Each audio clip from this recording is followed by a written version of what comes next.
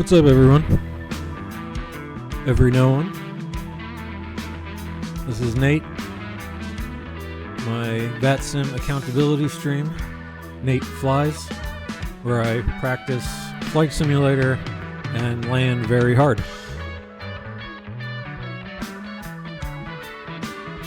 Today is a bit of a redemption, hopefully, because last stream totally botched. So let's get back to Tampa in one piece. And let's follow a 3-degree glide slope for once in our lives. Keep enjoying some gizzard. Be right there.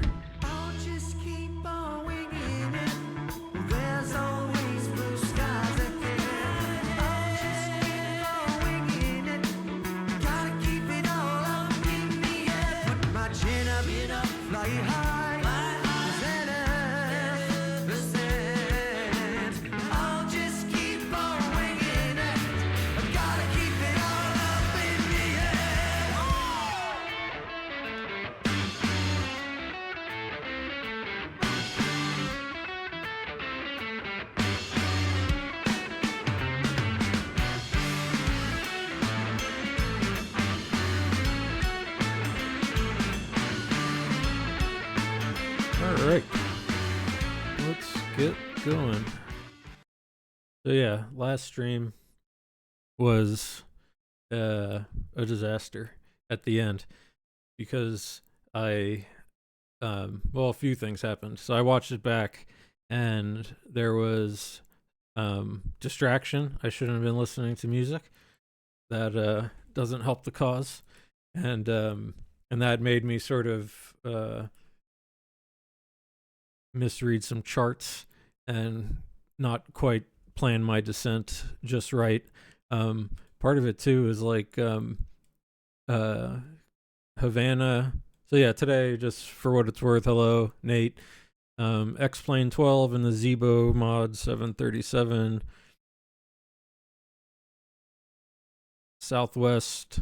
This is like I always said, kind of interesting. Southwest has a IRL flight to Cuba every I think it's every day, Havana to Tampa. So this is our return flight from the other day. That was like I said. But what I was gonna say was the here at Jose Marte International, the chart kind of has a lot of stuff on the star, and I just wasn't paying close enough attention to some of my altitudes and distances, the two main things one should be caring about. So, and listening to music and not I didn't do my approach briefing to myself well enough and ended up just sort of coming in 1,000 feet too high and then not going around. But which is, the ugliest thing I do, not go around. But it's just I have so little time to sim that, I'm in a window, so I only have a little bit of time. And so I got to try and land just to get it in. But today we're going to fly back, and I'm going to focus a bit here and correct some mistakes.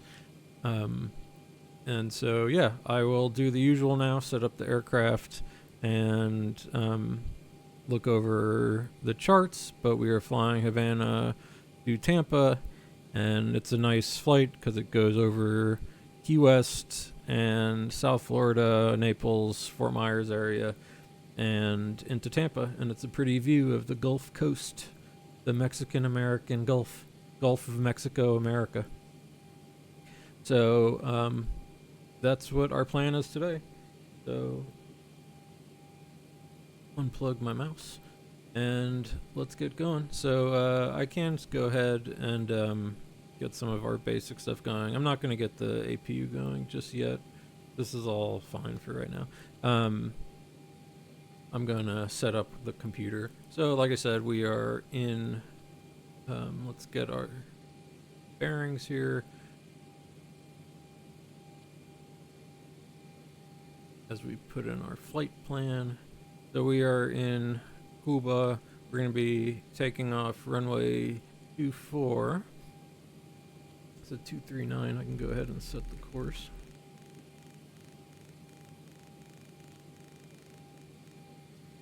While I'm at it here. Yeah, this is the wind wing, whatever they call it, but it's the Boeing MCP.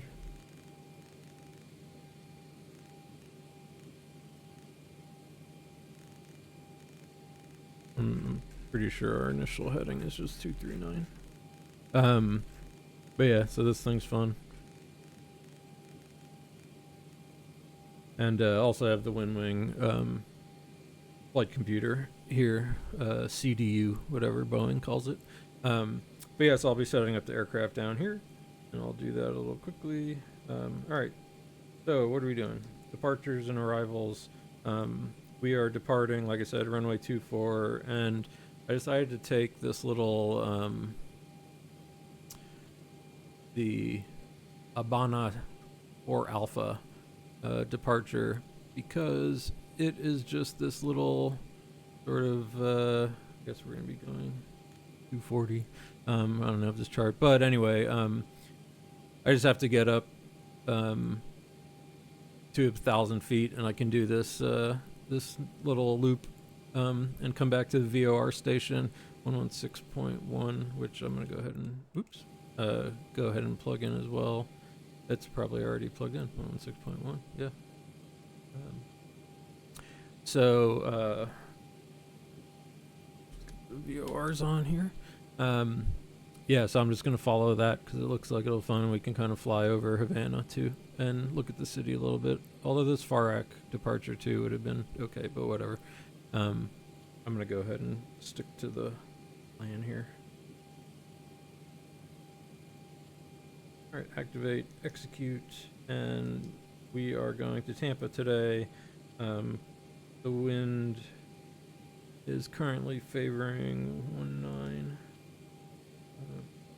The ILS 19 left, and it looks like it wants us to do this bullfrog arrival barrel. This is the one that's over like Fort Myers, I think, so I always find it fitting. All right, execute that. Go to the route page. Let's go back to our flight plan here, and let me fill out the rest of the route, and then we'll get the stuff in. So, route page.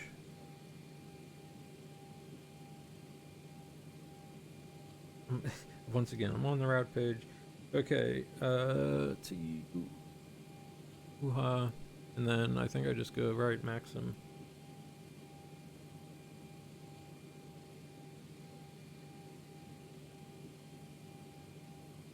So, Mike Alpha X-ray India Maxim. Start here. Yeah, Maxim. Then we'll be taking Air Highway Yankee 262 to Carter. Oh no, Tunsil first. Laramie Tunsil.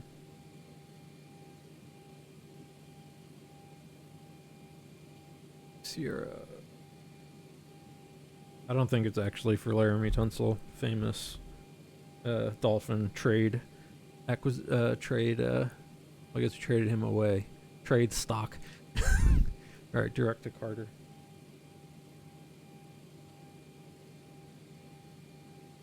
Set up the institution for whatever bullshit it is currently doing.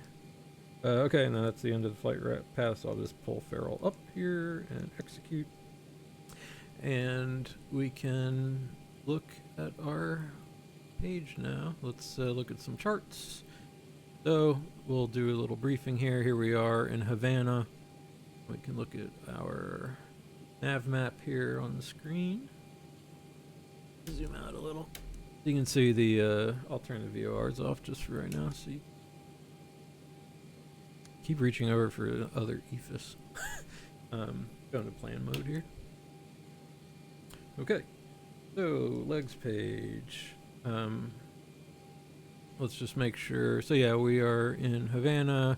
We are going to push back, face southeast, and then go Echo Alpha to the end and take off. So short, easy taxi, plenty of runway. We'll use the sim brief values, and then again this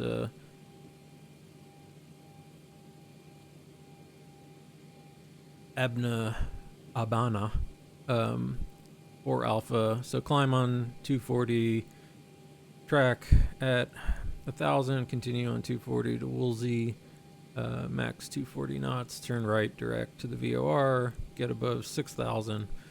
Alright, so 6,000 is going to be our first altitude then.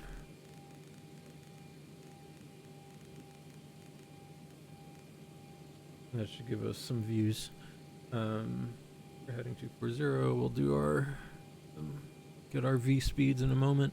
Yeah, so just taking almost straight out, go to Woolsey, and we got that on the flight computer here.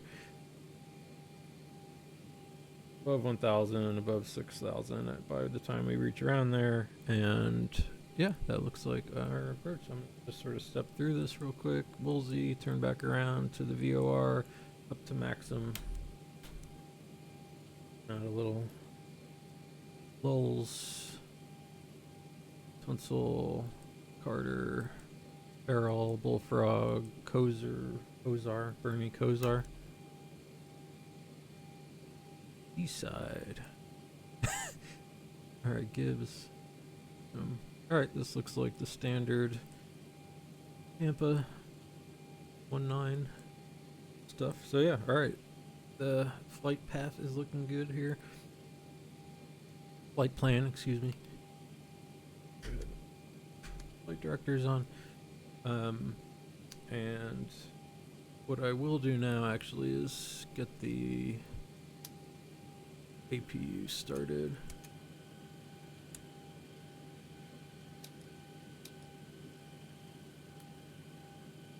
Get the yaw damper, get some of this basic stuff on, seatbelts.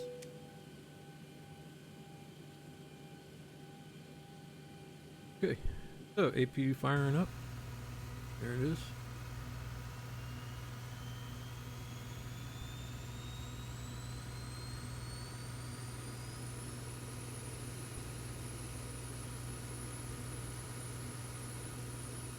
So yeah, it's the APU. It powers various systems, so we can get off the ground power unit. It is the exhaust gas temperature that we were just looking at shoots out. And once that settles, we'll switch over to the APU and do the final setup for the aircraft. Alright, APU is ready. APU comes on, ground power we'll get rid of. APU bleed on. Get the heat. Probes can stay on auto. I'll wait that for a second. Okay. So I want to do some things here. Ground services, get rid of the GPU. Pretty sure I can get rid of shocks. Yep. Shocks. Okay. Last little bit of setup in here. We'll also have to check the weather and all that good stuff. Let's set up the aircraft itself. I already went in the Zebo and set everything up. So there is our zero fuel on ground weight. The reserves today. Go back to our charts. Our page one. Okay. Reserves today are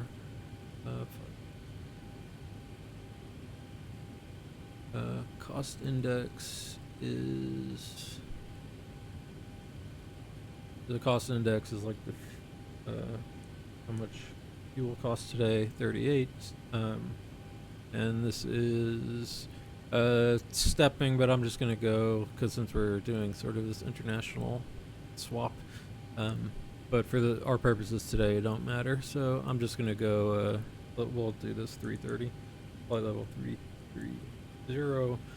Average winds 259 at 34 knots. And what is temperature at cruise is minus 41.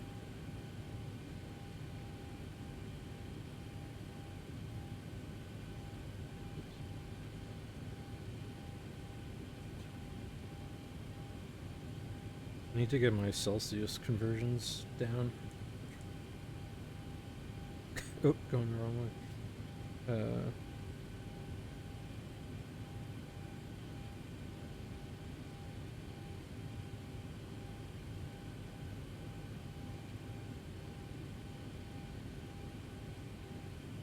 Alright, that works. Alright, transition is 3,000. Gotta keep that in mind. Alright, let's do our N1 limit, and for that we will also look at our sim brief runway analysis. Zebo doesn't have it just yet. Alright, here is our sim brief takeoff data. So QNH is 16. I'll go ahead and set that, and we'll double check that because I don't know if it's still that, but we will be doing a flaps 5. Temperature outside is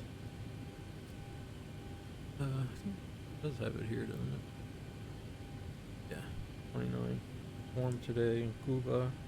Although, let's see, what does it want? Select temp 58. Fine outside. So what does it just wants? Okay, DTO and climb 2. Yeah, because we're only going up to 6,000. That works. Take off. Flaps 5. Get the center of gravity. 7. And sim brief likes 152, 155, 161. Always about 5 knots faster in sim brief.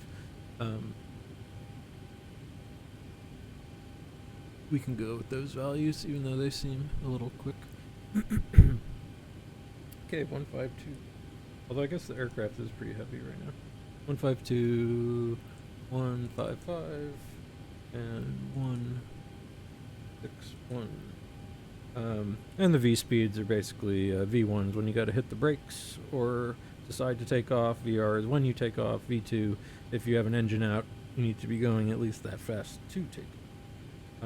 So yeah, that does our stuff.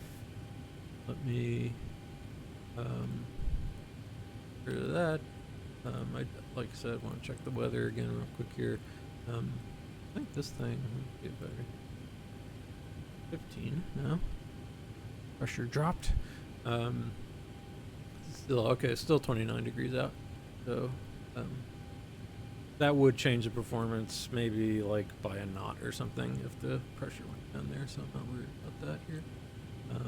Get a chart ready. Okay. Alright, I'm actually start getting ready for pushback. Plan it.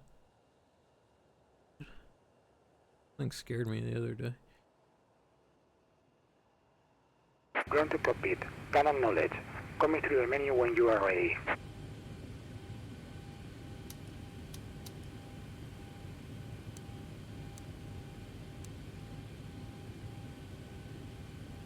Alright, so while that's getting set up, we'll get it going and then do our checklist. I'll keep the packs on for now. So we're going up to 330, I think we said. 0.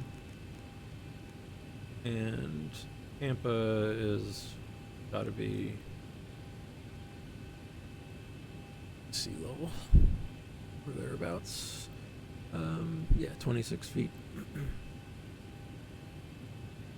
So set our pressure.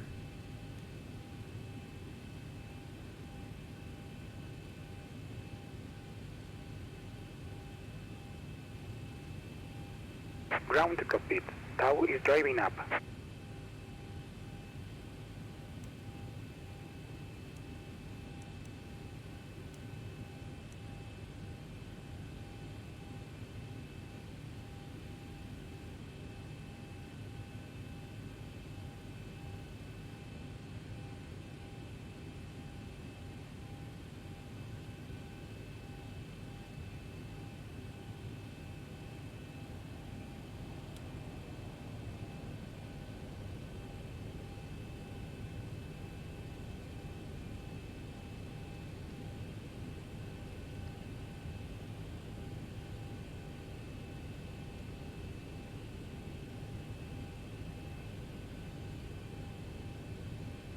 Okay, all doors and hatches are closed.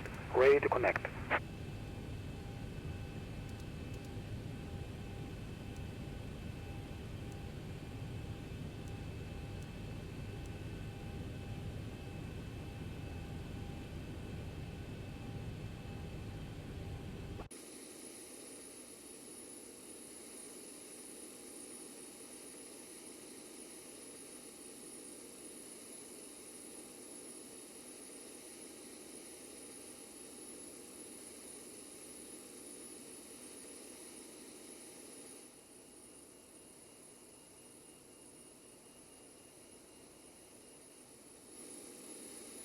Start connected and bypass being inserted. Release parking brake.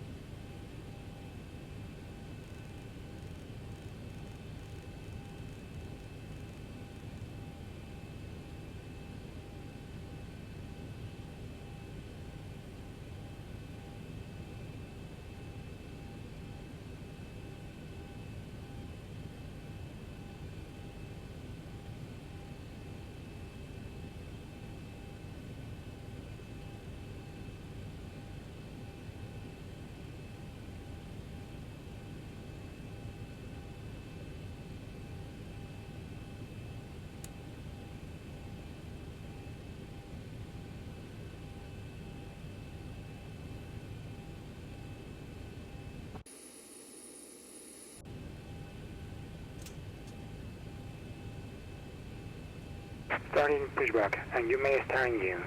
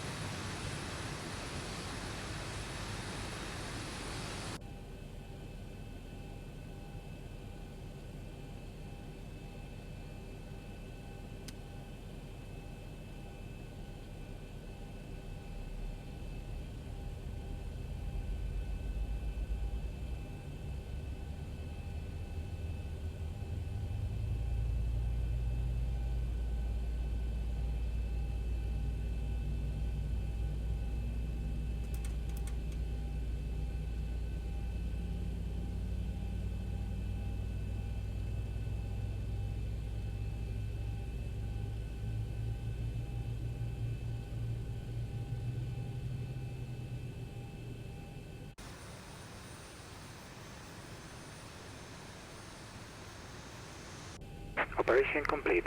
Set parking brake. Disconnecting tow. Stand by.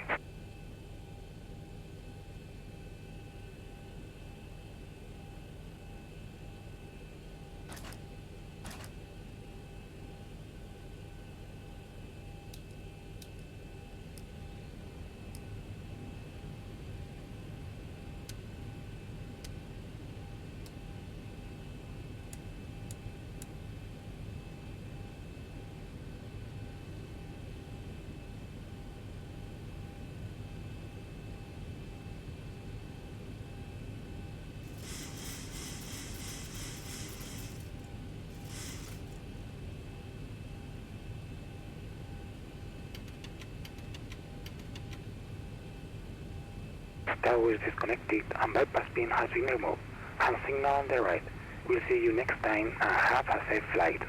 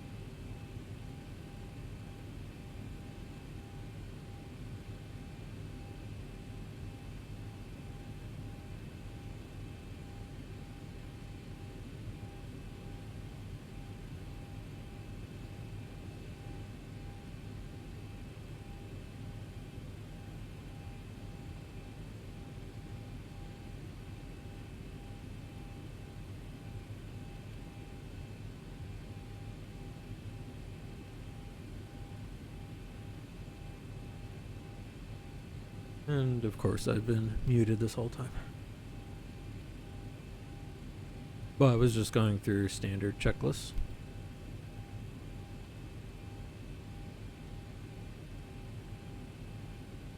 Alright. Brakes released.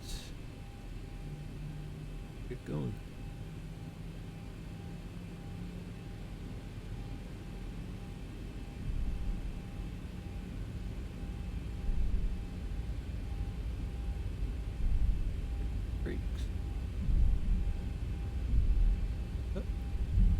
Brakes are working. Our VOR is back on.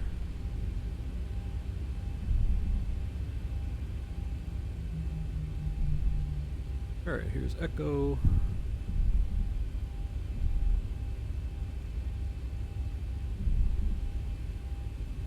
Flying into the haze.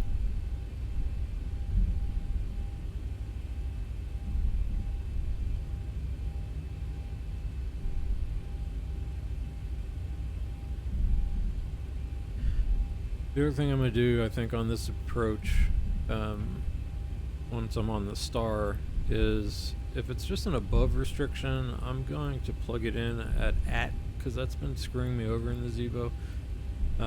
It's my fault. Don't get me wrong, I don't think the Zibo is doing anything wrong necessarily with the calculations, but it does really respect the above. I tend to come in about 1,000 or 2,000 feet over any above restriction when it comes to the Zibo. So that's something I kind of need to think about a little more. Because the problem with the last flight when I was coming into Havana was from this Woolsey, I had to be at 2,000 from 4,000, and the 4,000 I had gotten down to 4, but then that's when I kind of misread some stuff and made bonehead mistakes. But what happened was my descent kept me high, and I was about 1,000 feet over the 2,000, which is fine. It was be above 2,000, but to bleed off that next 2,000 feet was hard. And then the Zibo auto thrust is the other thing I need to watch a little better, because it's been consistently dropping me like 10 knots below my selected speed,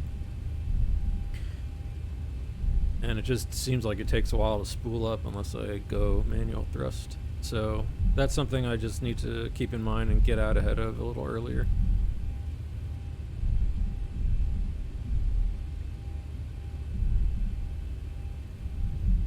Of course, in Cuba, it just turned to not used on 24 according to SimBrief, but or Navigraph, but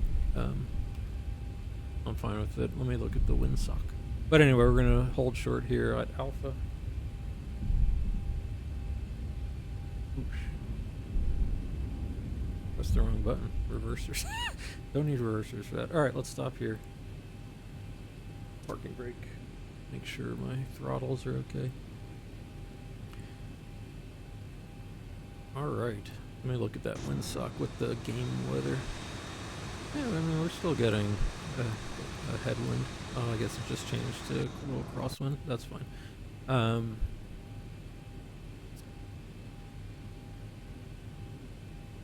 All right, so final stuff. Let's say we got clearance. Go ahead and turn landing lights on, taxi light come off, strobes come on. And auto thrust will come on. And I think that is the stuff I care about.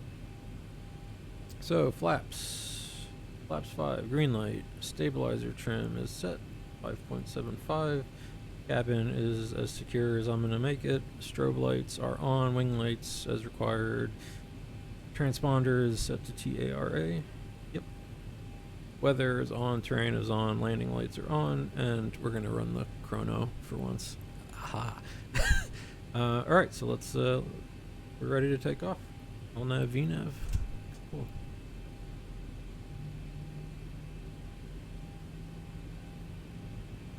Quick config test. Yep, all good.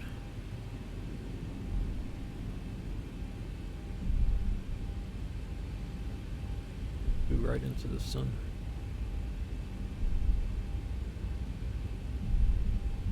Alright. We will rolling takeoff. Sunglasses for this takeoff. Alright, 2, 3, 9. Cooling up. Alright, engine stabilized. Toga. N1 Toga. Alright.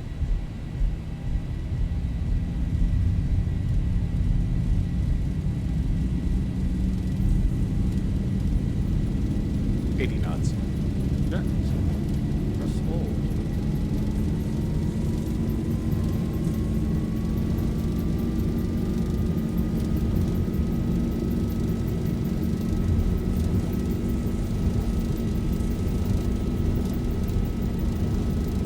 V1. Rotate. Alright, rotate. Pulling back gently. Climbing. Positive rate. Gear up. Okay, gears coming up. 400. Checked. So we're at 400 feet. Get our speed up a little. 1000. Alright, check 1000. N1. Alright, we are at acceleration altitude. Here we come. Let's go to flaps 1.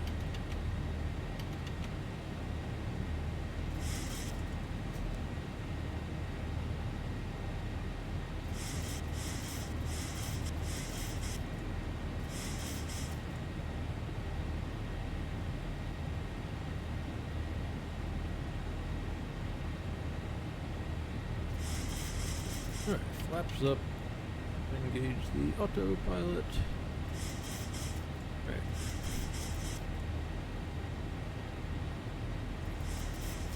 Alright, Alright, there she goes, starting to speed up. 240 was our... Cuba.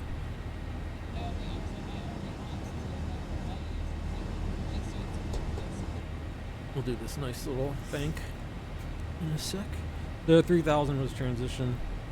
So, set standard. Do some after takeoff stuff. Our brakes can come off. Landing gear. Hard switches.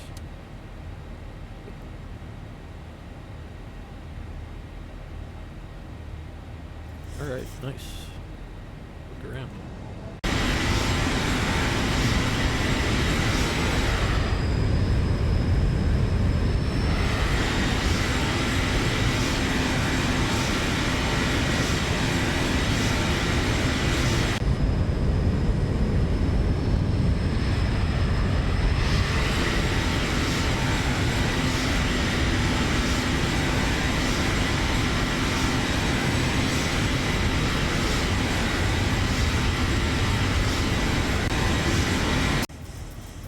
Alright, FMC speed, DNAV alt.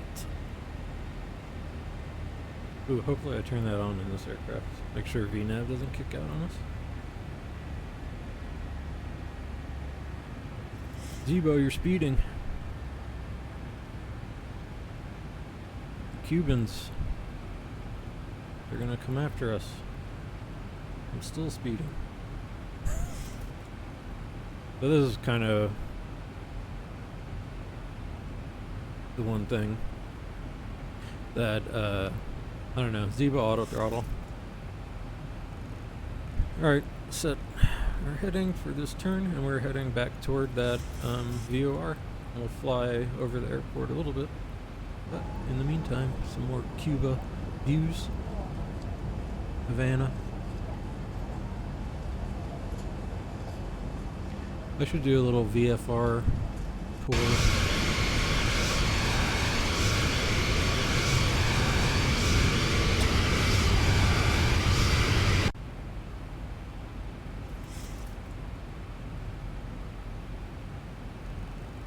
Checking my bank angles. Alright, nice peaceful little turn here. I know when I'm a passenger, I like, I know pilots like straight out A to B, but I love when we get to take off opposite our actual departure heading, I suppose I could say. Or at least, you know, where we're going. An extra 10 minutes of air travel to enjoy.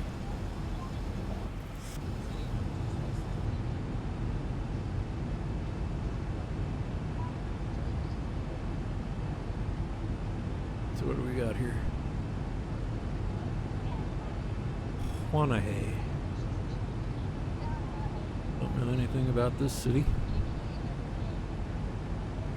Mariel. I guess that's where the Mariel boat lift started. Some history.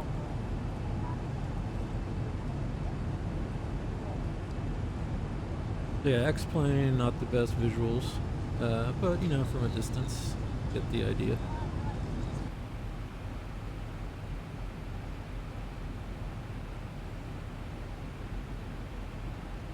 Okay, let's reset the heading bug.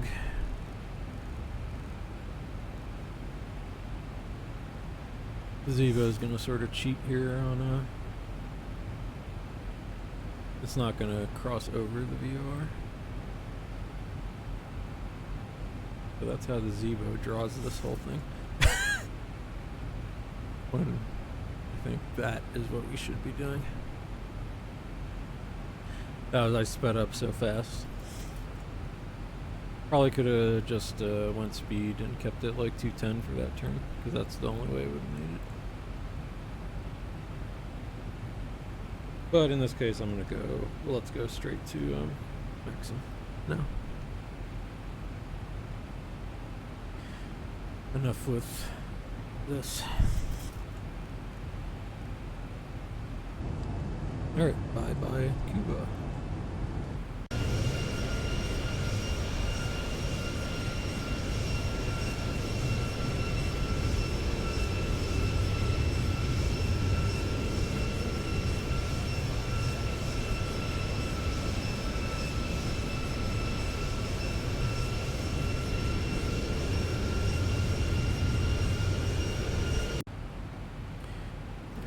Nice.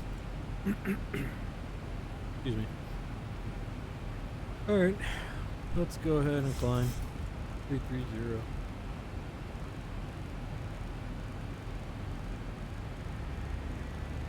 N1, VNAV speed. 330 set. Setting is good.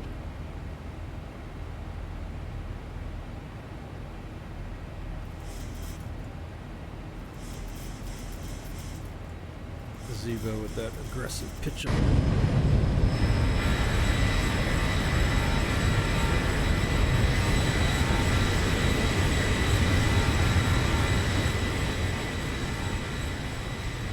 Lower the external views so you can hear a little bit. Alright, so we were climbing. Did I actually do the after takeoff checklist? I don't think so. Okay, engine start switches are off. Checklist. Okay. Engine bleeds on, packs, auto, isolation valve, auto, engine start switches are off. Landing gear, up and off. Auto brake, off. Flaps, up, no lights. After takeoff, checklist complete. Go to the progress page, we got about 92 nautical miles to the top of the climb. We will enjoy the climb here.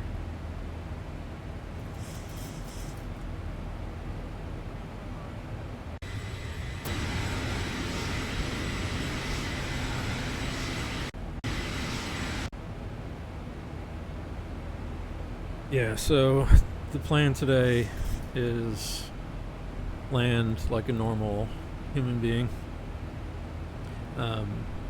and pay attention this time. But yeah, looking back the last stream, it was just you know, when you hit your approach point 1,000 feet too high, that's just a no-go. But real life was calling, and I wanted to at least get another landing in. So for demonstration purposes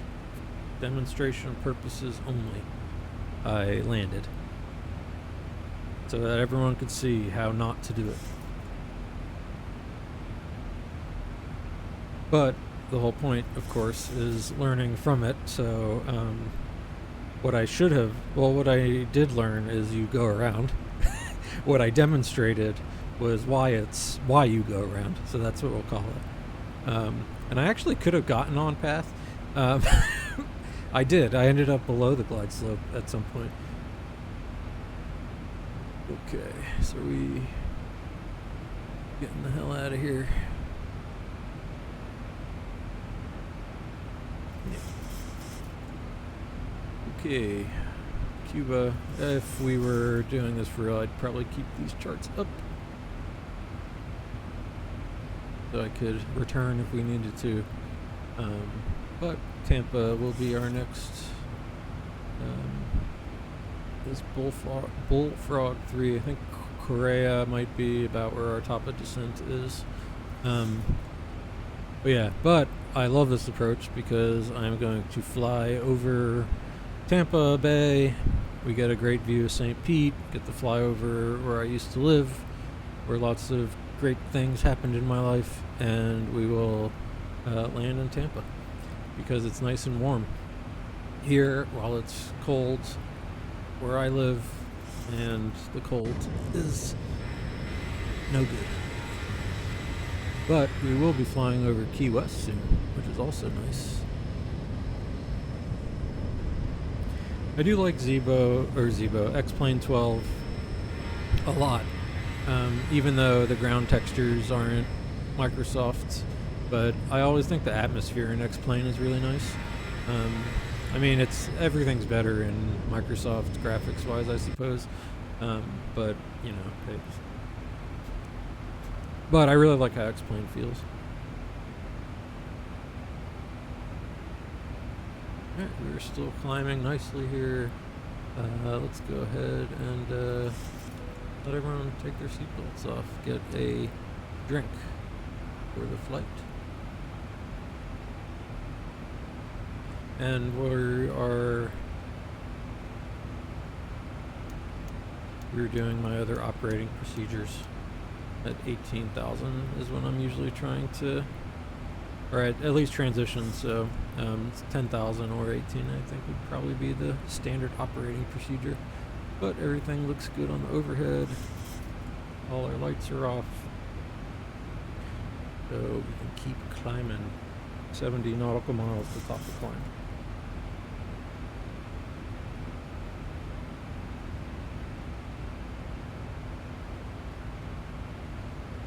But as you saw in my NOTAMs, my wife is home today, so that's our advisory. So she can hear everything I'm saying. So I can't talk about her as much as I usually do on stream. I might be getting a look from the other room. I can feel it burning into the back of my head. Which, as you guys know, I have my where is my where is it? Here it is. My pre-flight sim checklist that includes a spouse check. If anyone wants this, leave a comment below. No, I don't know. DM me or something. I'll send this. It's hilarious. It's my pre-flight sim checklist for XP12. I was thinking about how much I have to actually set up before I do stuff, and it's like a whole page. But I have some funny stuff on here. Usually it's spouse, out, or verify. So I verified. It's okay today. Office door is wide open today. Mainly so if my dog is bothering me, I think I can, or if my dog is bothering my wife, maybe I can take a break. But yeah, peripherals, audio, sim brief planning, Navigraph setup, get all the plugins going, make sure Steam is up to date, quality of life. I do have my coffee and drinks. No snacks today. I had my authentic Southwest snacks though on the last flight, so that was fun. And then X-Plane. Yeah, so pre-flight sim checklist if anyone needs it. We all need it. I even almost missed one today.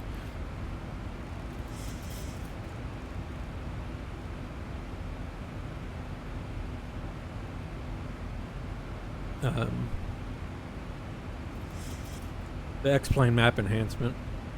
I almost forgot today.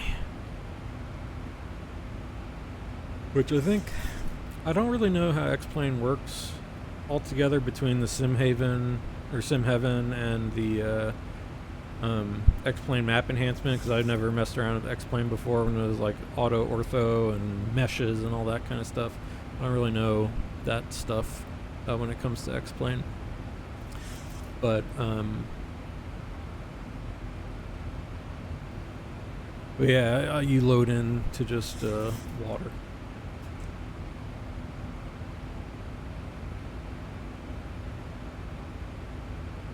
Although, let's see. Can my wife hear me right now? I think she can. Ah, no. Alright. She's got earbuds in too.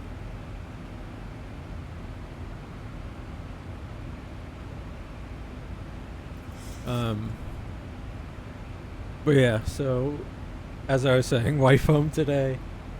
My wife is home today, so I can't talk about her as much as I usually do. Yeah, I have a couple co-pilots. One of them is behind me eating. That's the dog. And my wife is home today.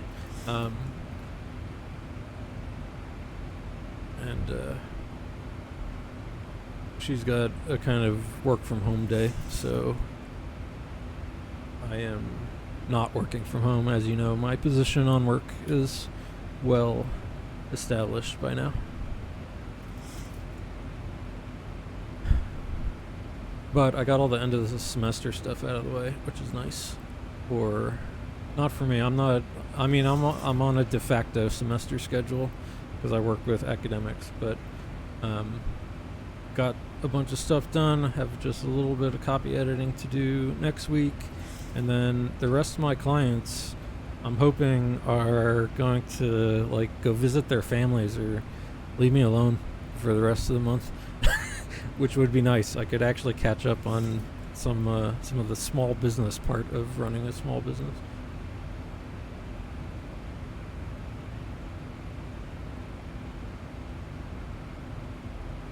Although, one thing in exciting travel news is, and it's also a flight sim crossover, is that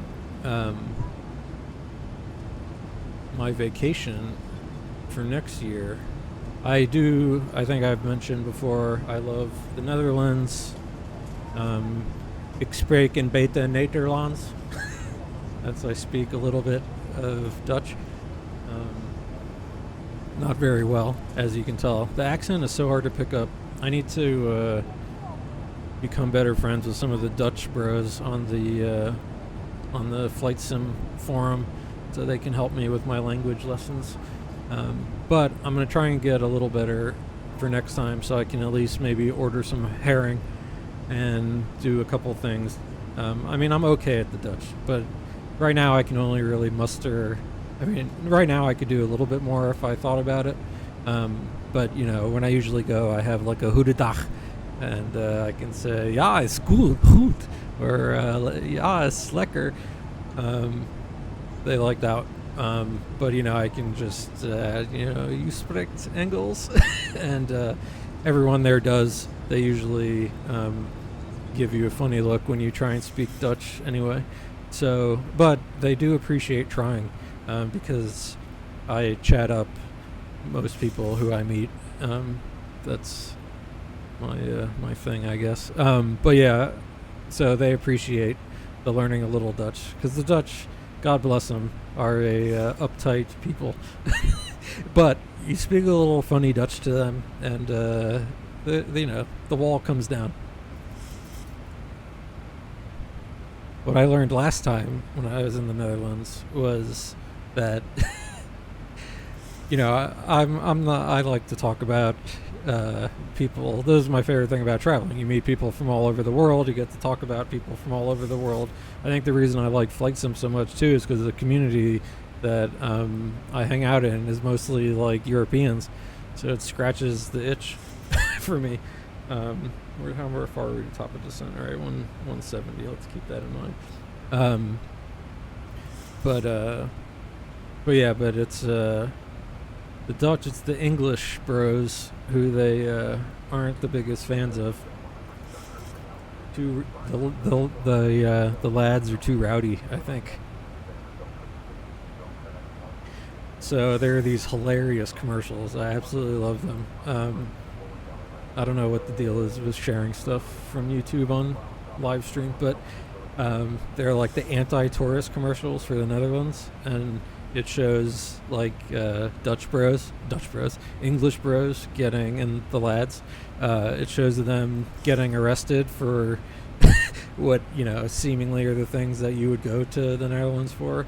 And so, which is the thing, when I go there, it's to chill out, you know. I'm not like a skeevy guy going to the Netherlands for nefarious reasons. It's mainly because one of my good friends lives there, and it's a way to get into Europe for free. So Adam, if you're not for free, just stay in Europe for free. So Adam, if you're listening to this, you know, I'm looking forward to exploiting you again very soon. But the bluff that I made this for next year was, I wanted to go to I like to go every year to the Netherlands to just chill out, unwind, and not in the ways the English bros do. I actually like visiting kind of these small little Dutch cities and towns. They're beautiful to walk around. I just love it there. And you know, I enjoy a party, don't get me wrong. So I'm having a good time when I'm there, and yeah, but so the last year I kind of timed it out for my time off from work to, well, it wasn't actually time off. That was like a business trip with said friend who lives there. So it turned out to be a work trip, not just pleasure. But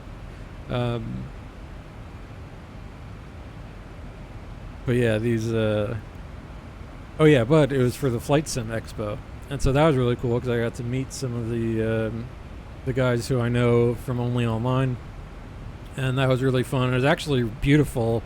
Now Lelystad, it was in Lelystad. It wasn't Lelystad itself is not a cool Dutch city. It's a kind of new one, so take that for what you will. But I stayed with a cool little like bed and breakfast, and for just one night went into Lelystad from The Hague, because that's a long train trip to come back, and also I wanted to pound a bunch of beers with some Germans, which they happily obliged.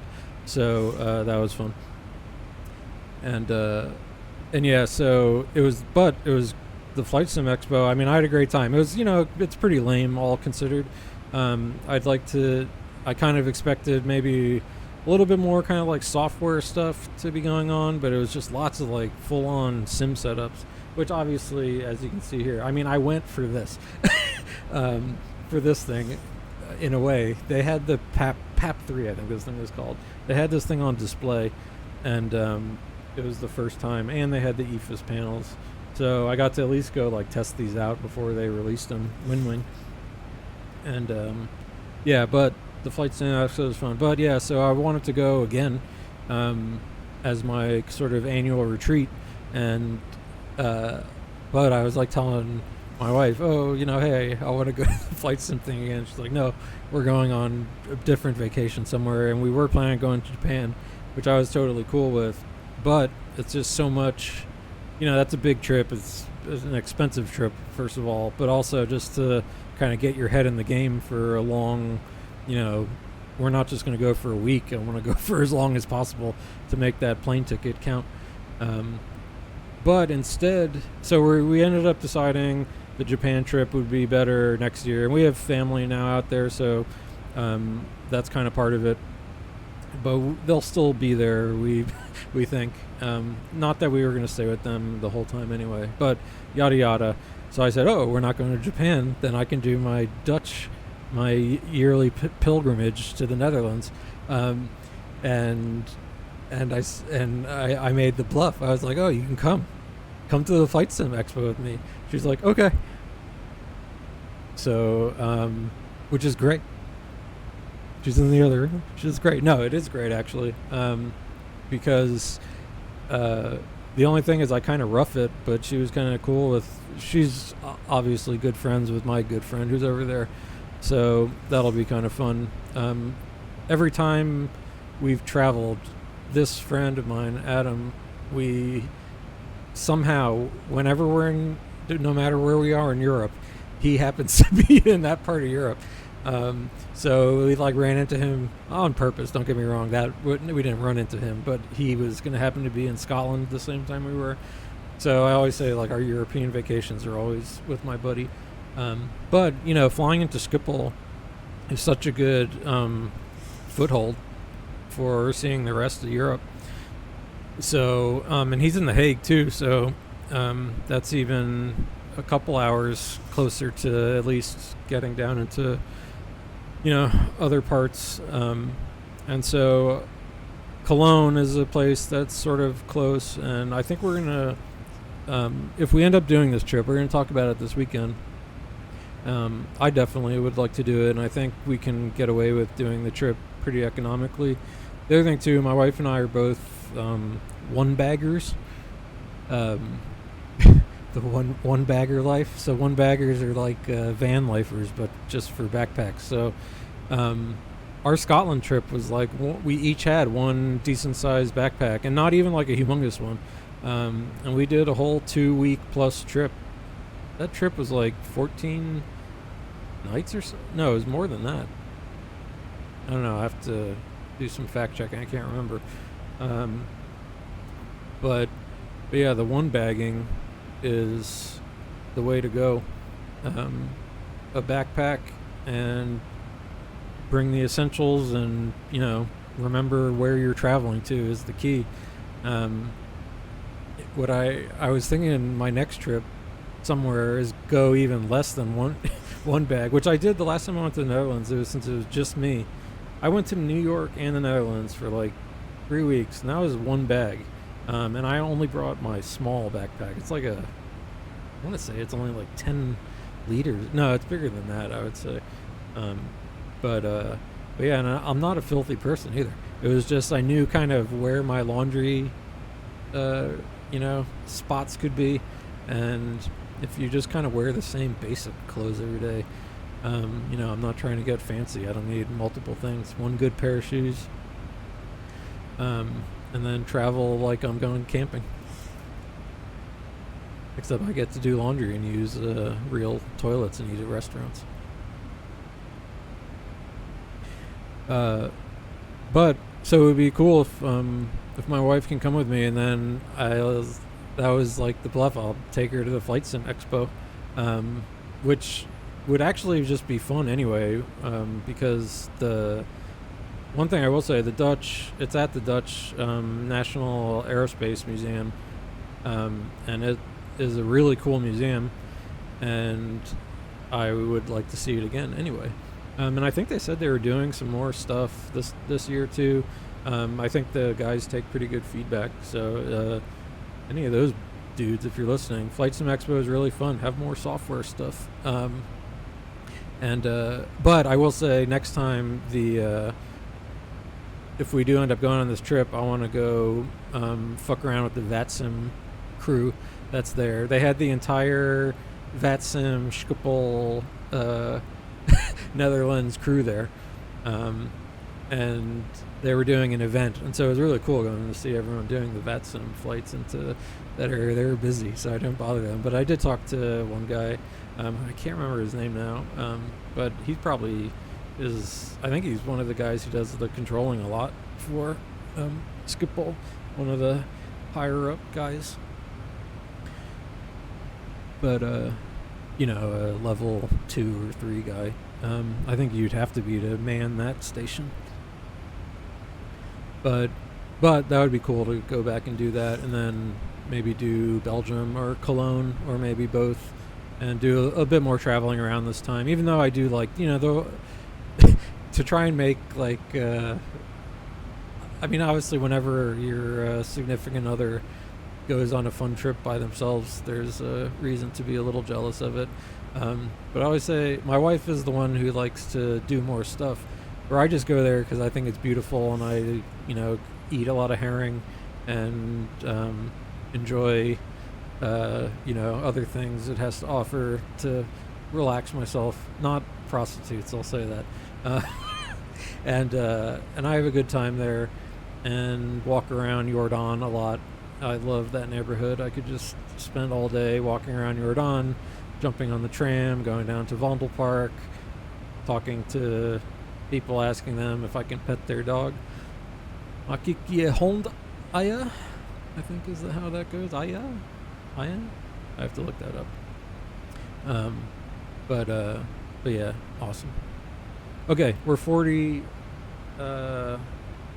nautical miles from top of descent. I just saw getting caught up in reverie of Netherlands. So let's plan our approach.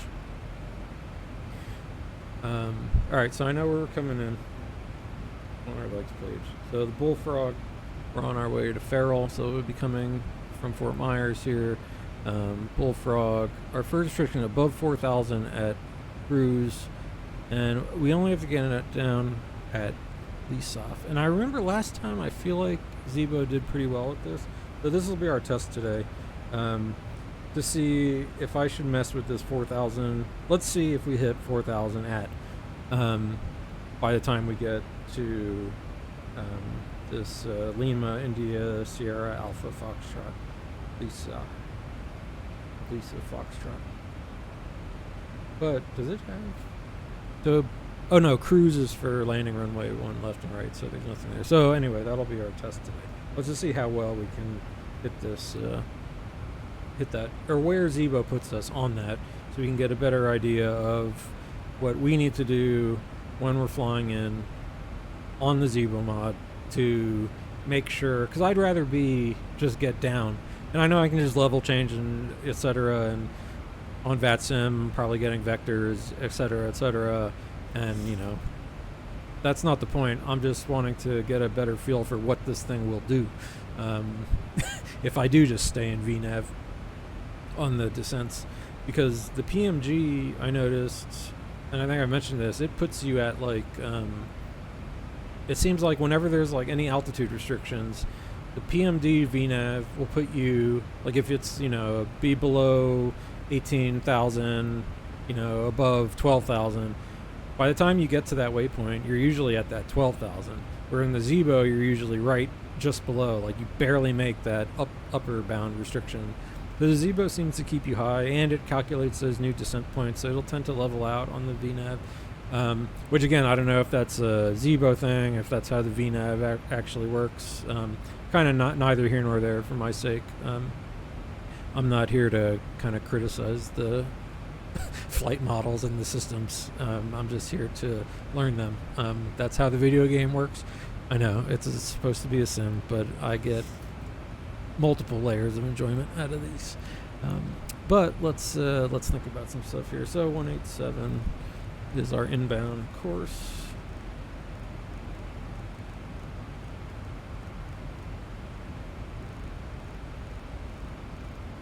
We're getting close. I can see the top of it.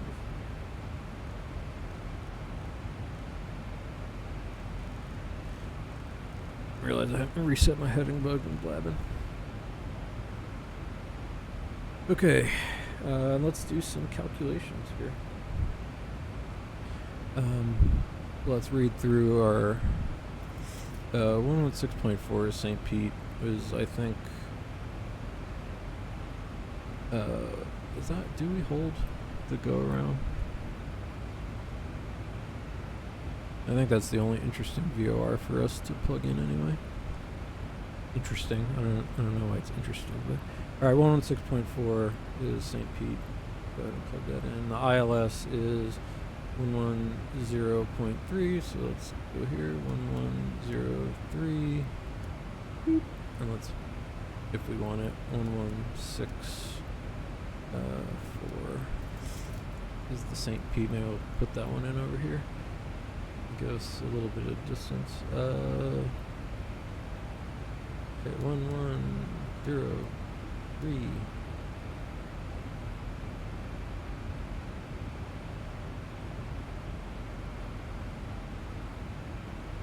60 miles. All right, 1103. Sure, 1164. I'll plug in that VOR. Probably picking it up. Yeah. All right, so at least we have a sense. We're about 125 miles from the St. Pete VOR, which is fairly close. Maybe, I wonder how many DME away it is from the runway threshold. Anyway, let's read what we've got going on here. So we want to be at 4,000 on our approach, on our star, so we really don't have much to worry about on this bit. Above 4,000. So that's our experiment today. We don't have to worry about anything else. But, okay, from G-Knock track 332, strong matter above 4,000, expect radar vectors. So we'll just vector ourselves over to, we'll go over to Bucks, probably 3,000, yeah. So that first approach fix, want to be at 3,000 by Bucks, but the main fix is at 2,000 at Pomsey. And our engine out, our missed approach, even though you know I'm not a missed approach guy. Climb 600 feet, turn left 4,000, 160 outbound. Okay, to the BVOR, to Gibbs, and hold. So, okay, that makes sense. But let's do our runway calculation now. Where's our top of descent coming up? I'm gonna go ahead and plug in.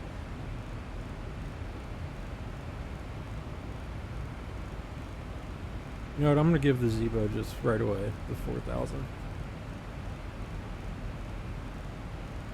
In real life, I wouldn't know if I'd actually. I think you're like allowed, quote unquote, to set this altitude to your lowest restriction whenever you're on a star, but the delta between flight level 330, is that where we're at? Yeah, 330, and 4,000.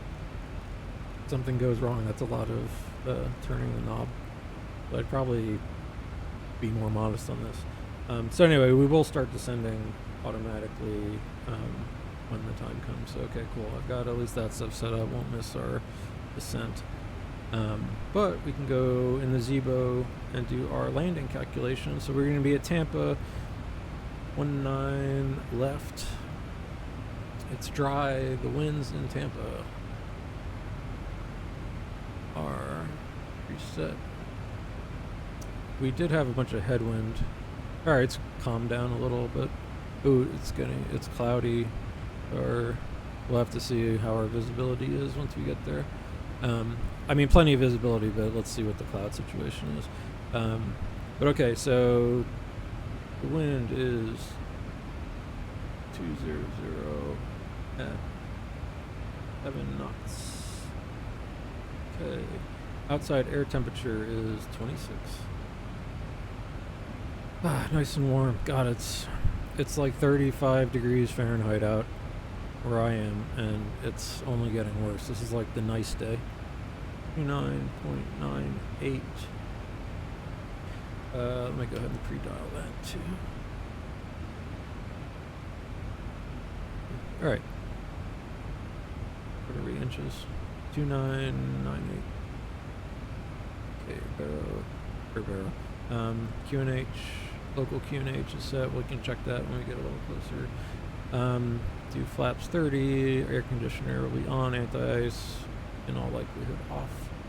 Brakes. Let's see what auto brake 2 does for us. And our current landing weight. So we are 140 right now. Progress. We're gonna lose 9, 8, 7. So about 3 tons. So 13. Let's call it 137.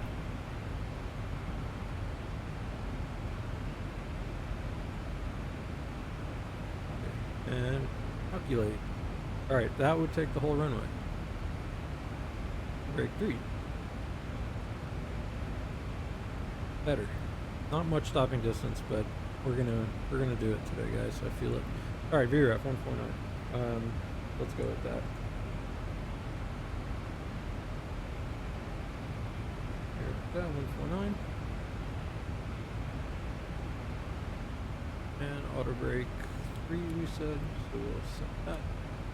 And we're approaching the top of descent.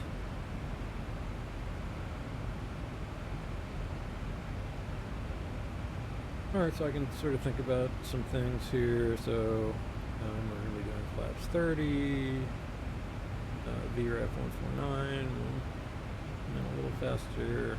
And the minimum, of course, can be 220, I guess. So I will set the barrow B2. Alright, minimums are set. ILS. Check, everything looking good. Alright, cool. Alright, we are on the star, on our way to Bullfrog. Stop the descent.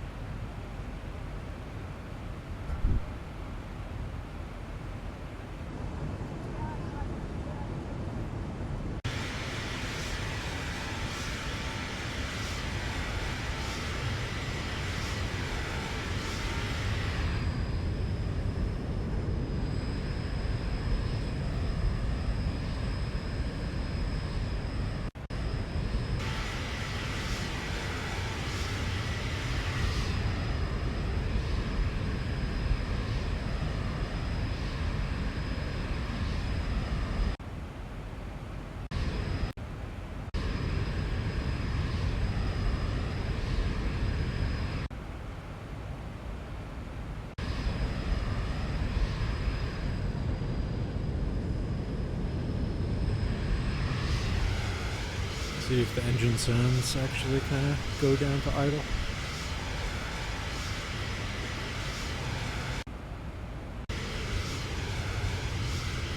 Let's see.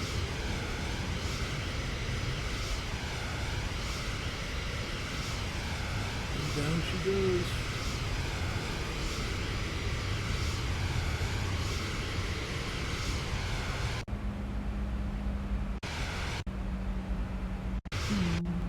Here it in here.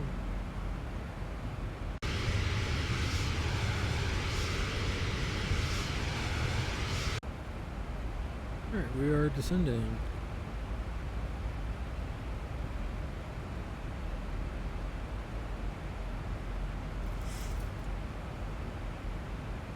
Okay, threats today will be not much, just me. I am, as always, the biggest threat. But we will concentrate.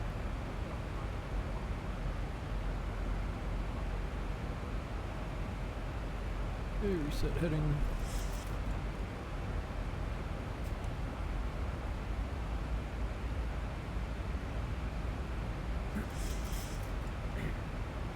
I'll do some of my other setup. I do like take runway, go to my fixed page, give myself some things.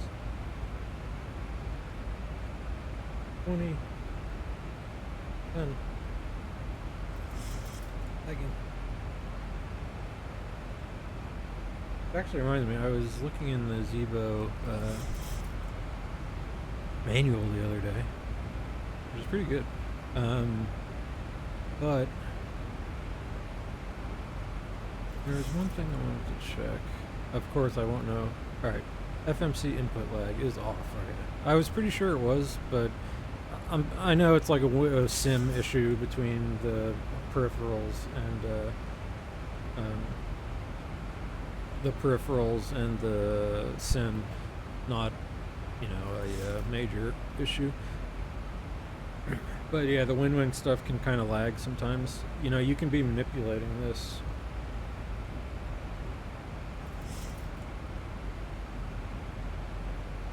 Right now it's good when you use it, but if you like let it idle for a while,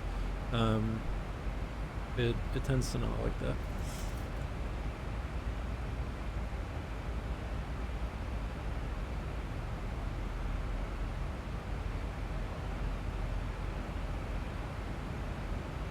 I wonder how accurate this FPS counter is. I've got my FPS locked at 60. I have a 120 hertz monitor. I don't have like a super duper good system, but you know, I also don't have X-Plane turned up too much on the graphics. You know, you can see here the rings I just drew in. That'll just give me some situational awareness. Okay, so the threat though, besides that, like I said, there's some clouds that we should think about. But we'll have to just see as we get there. But not that big a deal. This won't be icing conditions. We're ILS. We're fine. But forgot what I was gonna say. Oh yeah, the threat, Zebo auto throttle. So I'm gonna want to watch and just be more proactive about going and killing the auto thrust. But I do feel at least one place I have slightly improved is getting a better feel for the pitch and power settings. Even yesterday when I looked back, I mean, I ended up overspeeding, obviously, because I was like, you know, 2,000 feet per minute vertical speed. And on a, you know, 6-degree glide slope. So yeah, so that was no good. But I didn't overspeed too bad, but I'm getting a little more comfortable with that. So I just need to be, if I see the Zebo drop those knots, I'm just gonna, like on that, when I turn base, I'm just gonna disarm the auto thrust and go manual thrust. So that should be something I need to think about so that I don't get any kind of work overload. But it's something I'm going to be thinking about this time. I think it would be a good idea for me to think 2 steps ahead or more so that I don't screw up again. Because that was really, I mean, it's one of those things. It's so minor at the end of the day. Not minor. I mean, it was, but it was like the problem the other day was one mistake spiraling into other mistakes. And so, yeah, just sort of, you look up, you're distracted, you get, what's it called? Continuation bias. Where it's like, yeah, I can do it. I'm not going to, which I always have. I have the worst continuation bias. Part of that just because I only have, I know that I either don't have enough time to go around, an extra 20 minutes or whatever, or 10 minutes. So that's often the case for me. But if I did have to go around, I could today, I think. No, well, it's already what, 1,600? Yeah. No, almost 1,700. Yeah.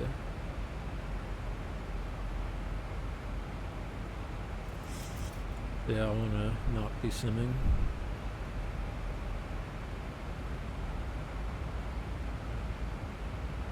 Alright, we're descending, so I can go see.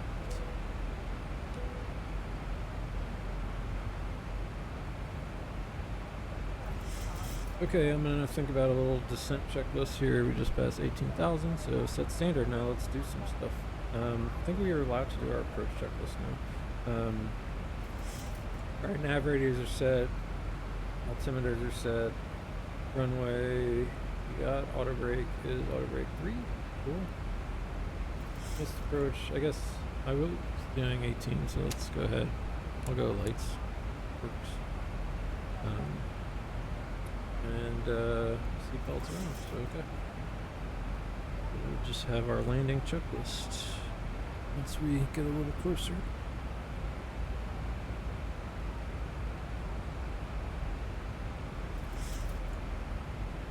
Alright, Zebo, I'm gonna help you out. We're overspeeding. Go aggressive auto braking.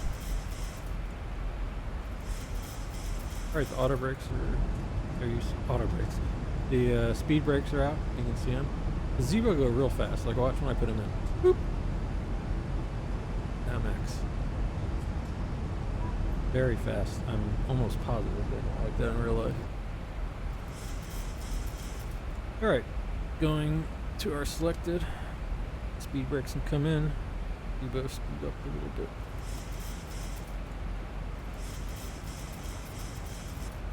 Okay, so just to give you a little sense of where we're at, we're just about to turn downwind to Tampa. So we might as well do our views. So yeah, wow, Tampa Bay. There's MacDill Air Force Base. There is Tropicana Field. Can't see, it's very hazy out in Tampa. Here's Bradenton area, which is like all suburbs. Horrible. And then Tampa itself way up here. So we're going to be flying. Here's Davis Island. We should get a nice look at Davis Island when we're there. Yo. Retention pond, water treatment plant. Smells bad. Alright, I'm gonna keep kind of stay aggressive on the speed brake to keep the Zebo from overspeeding.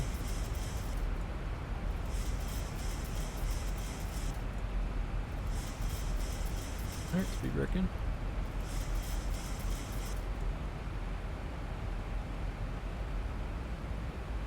Alright. Turning base.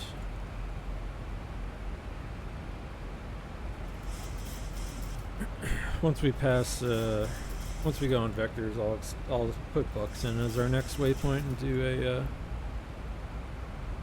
a extend the center line out from it.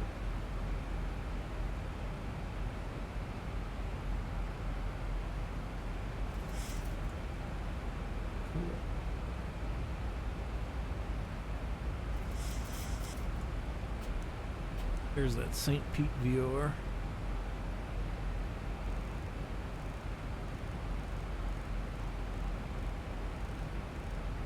If I put it from the end of the runway, that's like situational awareness I would need.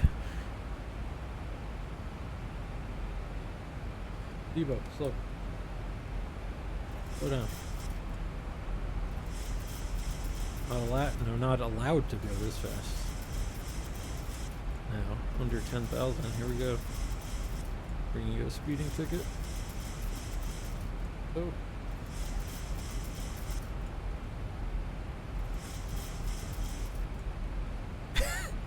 The other thing too, we're diesel right now too.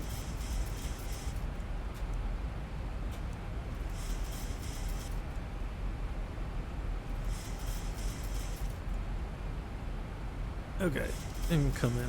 It's probably gonna pick up a little speed here.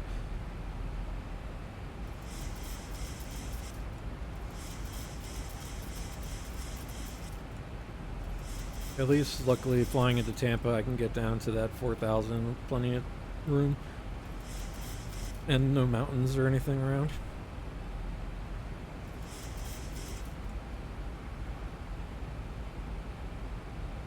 And I'm actually, usually I would open the speed window by now, but like I said, I just want to let the VNav do its thing and see if I actually, like I said, just at this Lisa Foxtrot waypoint, I want to be at 210 above 4,000. I'm curious, just without touching the Zebo at all, where does it stick us?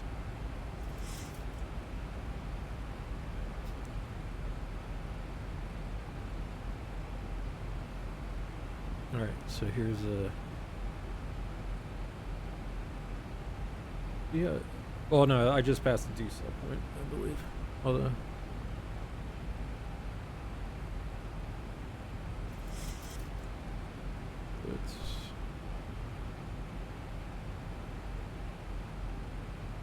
so it's decelerating.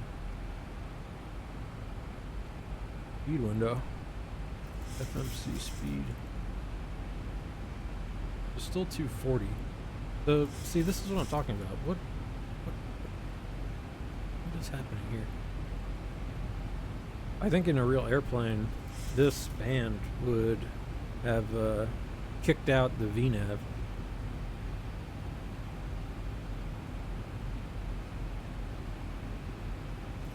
I gotta make a little recording of what just happened there. Alright, 21:59. Okay, about 2,200 hours. 55 minutes into the flight. I gotta remember that. Maybe I'll take a little video for ask one of the smart people who know this stuff. Let's see, now, are you gonna overspeed me? Alright, next diesel point coming up.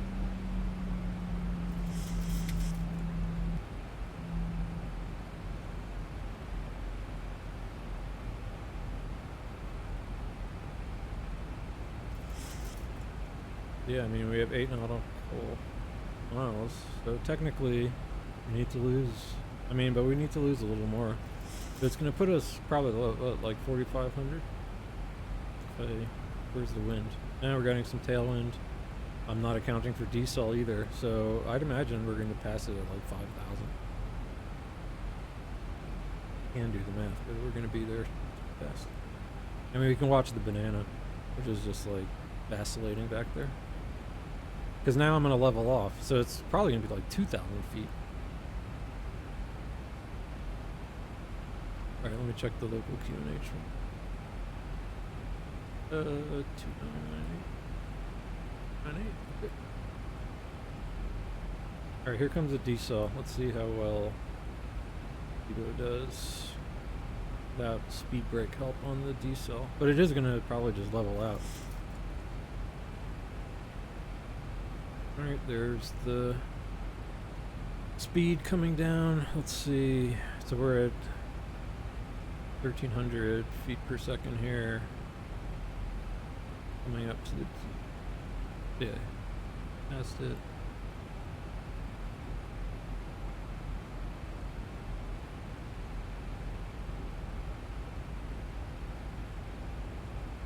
surprised it's not giving us a drag required. 1,000 to go. Okay. Alright. So, we're overspeeding by 30 miles an hour. 30 miles an hour, 30 knots. We haven't started slowing down at all. So that's what I was talking about. So it puts us, alright, remember this, 240, 240 knots, and we were 500, well, that's not bad. Only about 500 feet too high. Alright, now I will do the speed brake. I'll actually open up the speed window. It's landing time. Okay, start switches continuous. Good. Alright, engine start switches continuous. Altimeters are set and checked. Speed brake is actually just out because I'm slowing down, but I will arm it once we get closer. I'm really not supposed to do the landing check. Drag required. Alright, anyway, so I'm going to do bucks. I'm going to go into the heading mode, and I'm just going to go speed mode. Or excuse me, let's get to this all hold. There we go. Okay, MCP speed, heading select, all hold.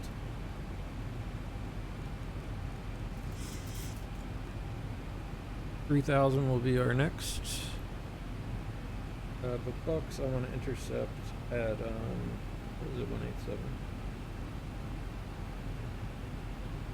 Go up there. Alright, execute. So there's our center line. We're at 4,000. We need to be 3,000 at bucks. We're 11 nautical miles away, so to lose 1,000 feet should be all good there. Ooh, getting cloudy. Weather's okay. So I'm gonna go ahead and turn us base. I kind of use this 20-mile ring as my first little consideration.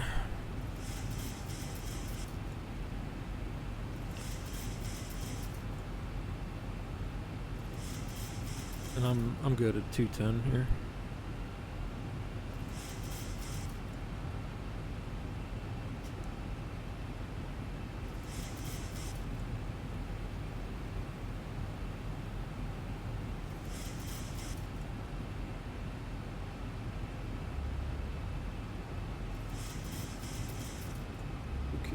What I am going to do here, though, is let's do flaps 1. I am going to slow down. I'm going to turn us final. Intercept. I'm going to do a leverage. Get down to 3,000.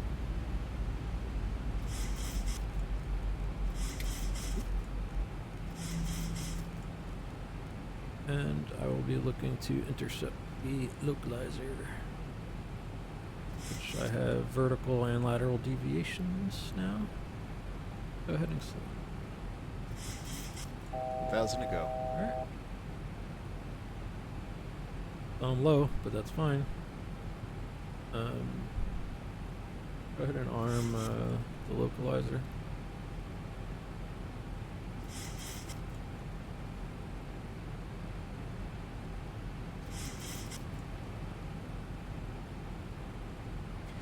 Okay, we got 21 DME.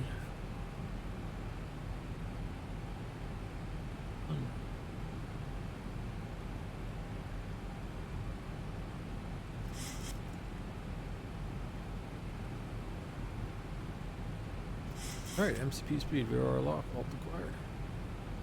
Everything happened at once. Alright, we are turning final. On the localizer. Set our heading to runway speed, missed approach 3,000.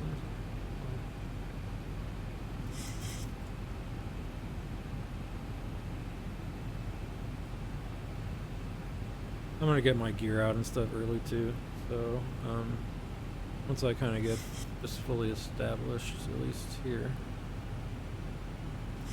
Alright, 15 miles an hour. There's 15 knots.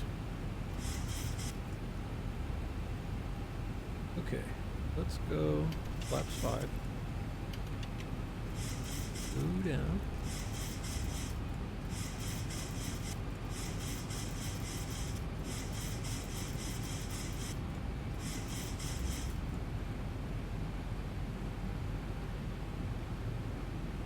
Got a nice acceleration here. But will it plummet below? This is where I should get hand on first. Okay, Zebo, come on. Auto throttle. No, auto throttle. Stay up. Keep us up. Alright, let's see if it levels out. Not levels out, but...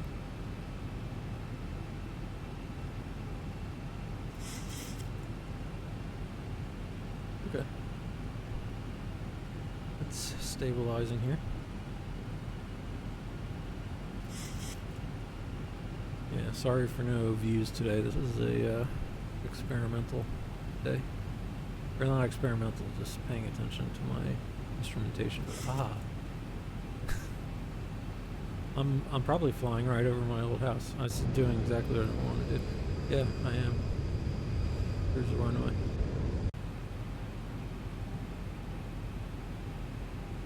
Alright, our fix is coming up. Once the vertical deviation goes purple on approach. Okay, we'll go ahead and arm approach. Single channel.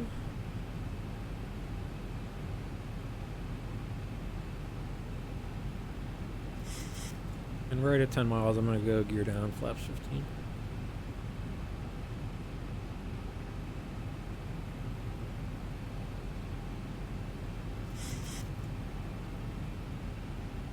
Or 10 DME, I should say.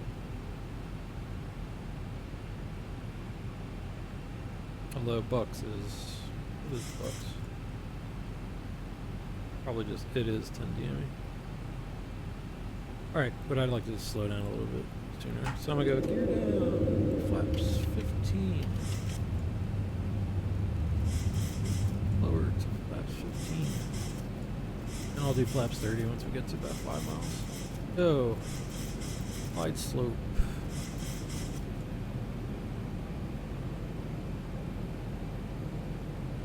Alright, we're on the glide. We got... Alright, so I'm gonna have a little bit of a crosswind landing here. Arm the speed brake. Do our landing. Checklist. Engine start switches. Continuous. Altimeters. We're set and checked. Auto brake. 3. Yes. Speed brake is armed. Landing gear down. And let's go ahead. Go flaps 30.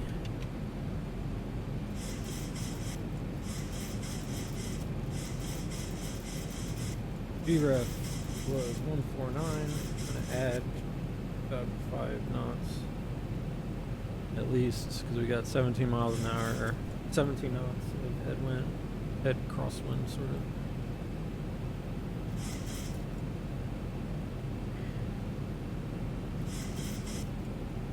Alright, so we're in final configuration. Everything is good for landing. I'm going to go ahead and take over the thrust now. Okay. 5, 4, 5. There is our runway, is in sight. About 60% usually seems to be good for this glide slope. And I'm going to jump in a little early here, so I can get a feel for how the wind responds. Trimming.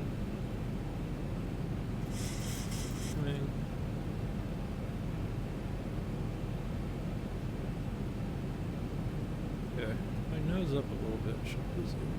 I'm gonna come down on the throttle about 59.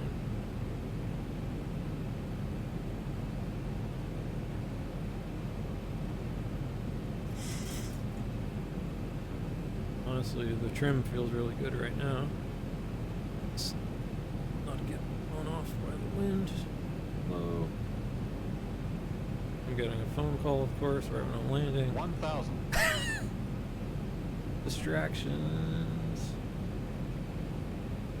Put the flight path vector on. Get myself oriented a little better. A little to the left. Nope.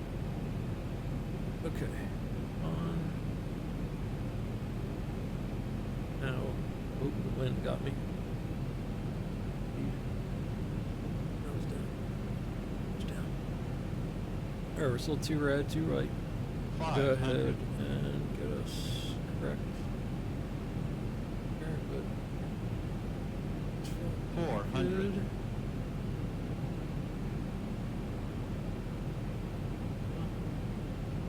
Down. 300. Approaching minimums. Yep. Continue. A little wobbly, but 200. doing good. Minimums.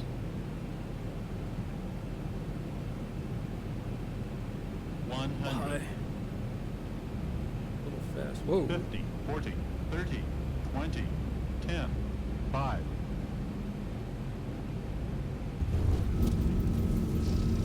Okay. Brakes. No brakes. Alright, max manual brakes. Reversers. Full. I did the thing with my throttles.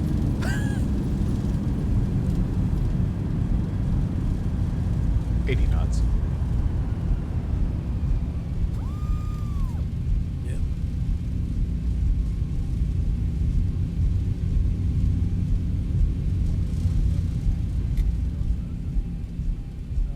I didn't think about which way I'm supposed to go.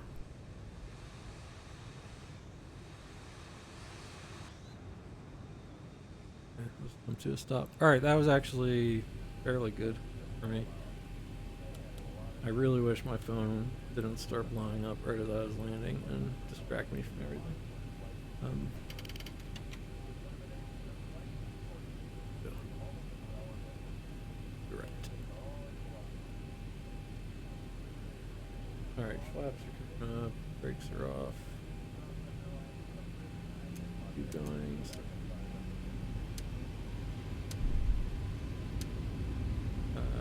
Weather can come off, terrain can come off.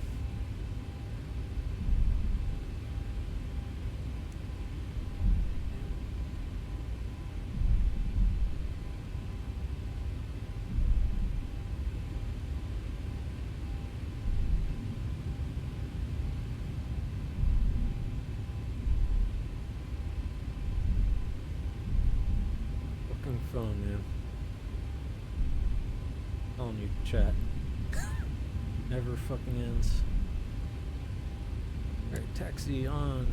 These lights can come off. I hate the click spot lights.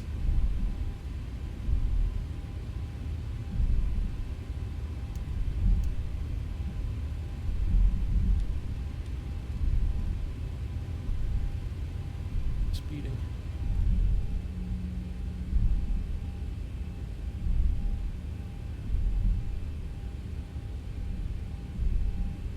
Strobe. Steady. And there we got clearance cross. So all the lights come.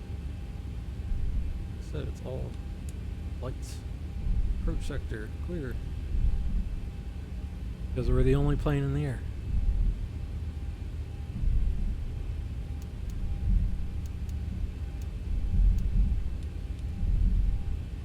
Okay. Off we go. And I'm going to stop here and find the international. I think I just go. Alright, so I made a couple of mistakes on that landing that we'll look at, but not. Right, so Juliet 2 Yankee.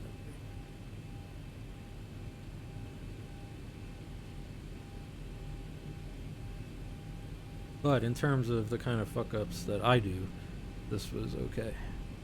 Flight directors off.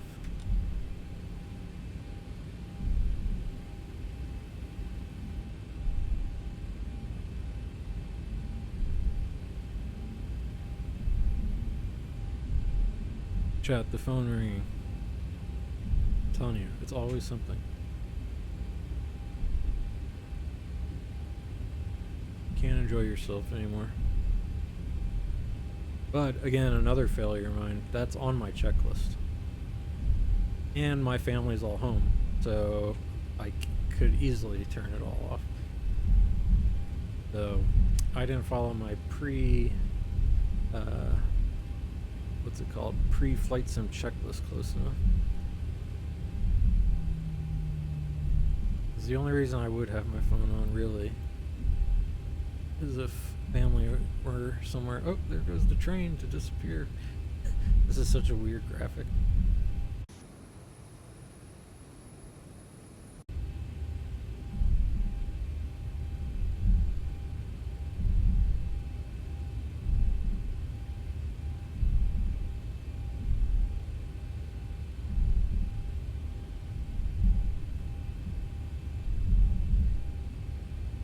Okay, here is, what is this, Yankee?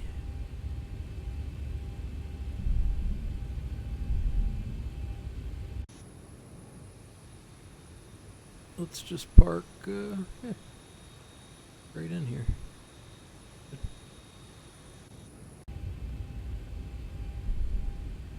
Okay, taxi light come off. It did. Anything else? Right. On the center line. Realize I'm whispering. Need to enunciate into the microphone.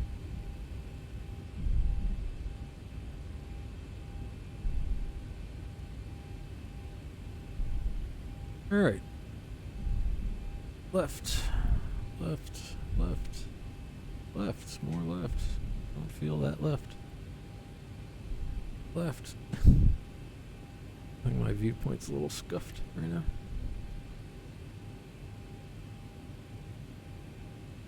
I'm bad at stopping.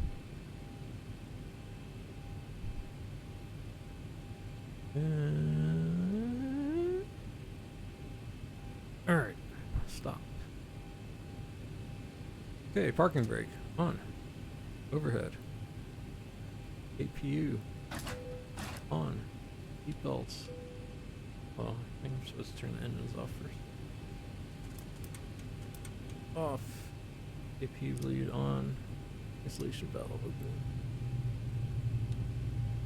Position light can come off. Fuel pumps.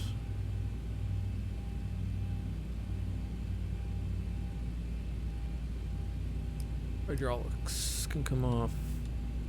Don't need the heat.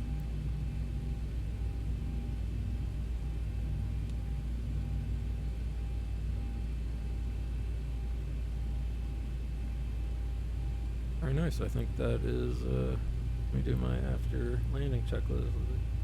Alright, the speed brake is stowed, flaps are up. Landing lights, taxi lights, all the lights are off, engine start switch is off, weather radar off, auto brake off. Yes. Stabilizer trim, 5 units.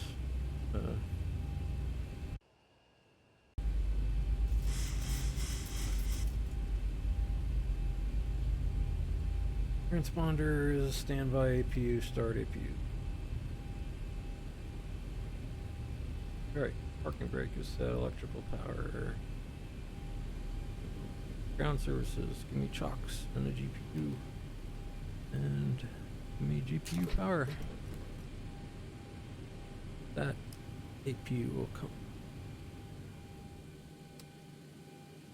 All fuel off.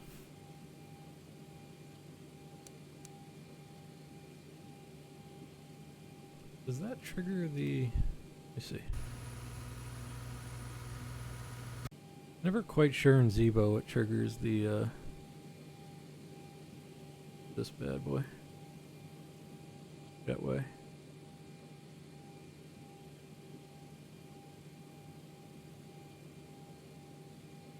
Not sure.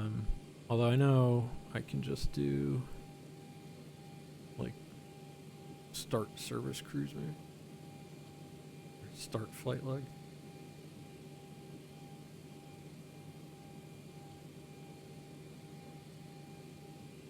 I don't know.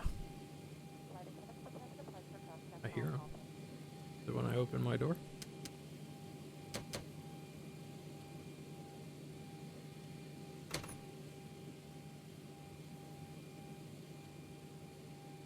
Okay, unknown. Alright. Shutdown, parking brake is set. Electrical power checked. Engine start levers are off. Anti-collision light is... Oh, that's probably what does it. No. Is that what lets me start ground services? Okay. Anti-collision light. Doesn't like that. Alright. So that seems to be what will let me... fuel pumps are off, probe heat is off, anti-ice is off.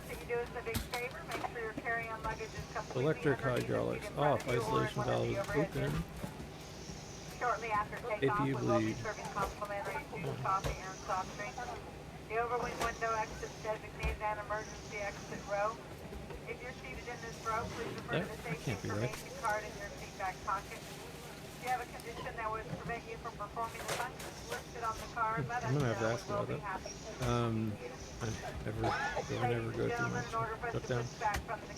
Cursor 100 transponders standby. All right, we're shut down. Seatbacks and tray tables are in their full upright and locked position. All cell phones and electronic equipment need to be turned off at this time. If you have anything with an on-off switch, it needs to be turned off. We have everyone take their seats and put their seatbelts on. All right, Tampa Bay. Big parking garage. Tampa has a tram to the terminal. It's a really nice airport, and it's not like a sketchy, oh, am I gonna, you know, take forever tram. But there's a tram. Not bad for a default airport, I must say. I bet there's a really nice one. Look at that, beautiful. I love these kind of sunsets in X-Plane. Actually very pretty. Again, I know probably nicer in Microsoft, but the sun there.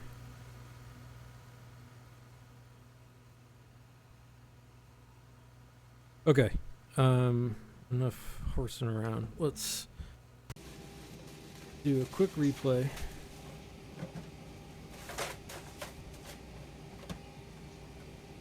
All right, pause. Flight, toggle replay mode.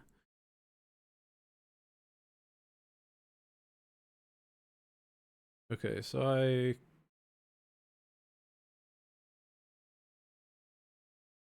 wish I got the indications. Let's just watch it over here.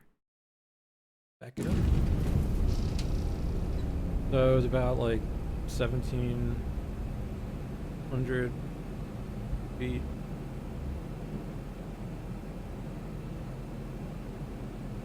Alright, yeah, there's autopilot. Let's see how I did here.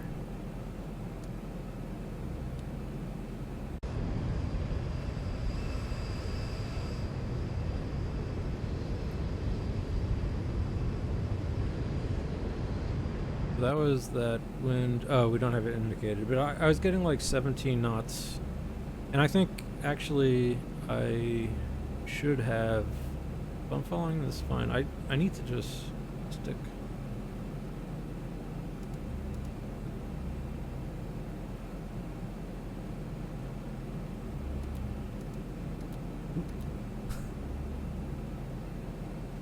I was getting that wind, and then I probably overcorrected.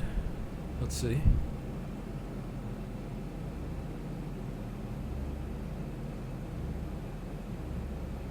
Yeah, I can see what I was doing.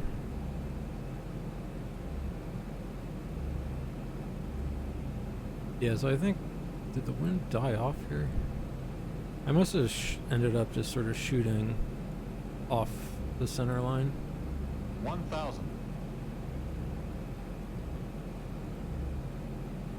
Yeah, the wind was holding me well enough, because look, I'm runway course 187, so sort of pointing 3 degrees. And then I must, this is, I thought I had gotten way more off. It was right here. Yeah, I corrected stupidly.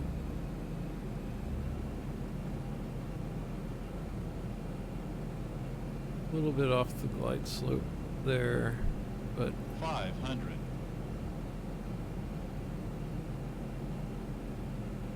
speed is okay. 400. Yeah, at this point I should just sort of go visual. But I did get that updraft right here. 300. Push. 300. Push. So that's what I, right there, I need to remember to just push down. Keep pushing 200. forward on the flight controls for that little updraft.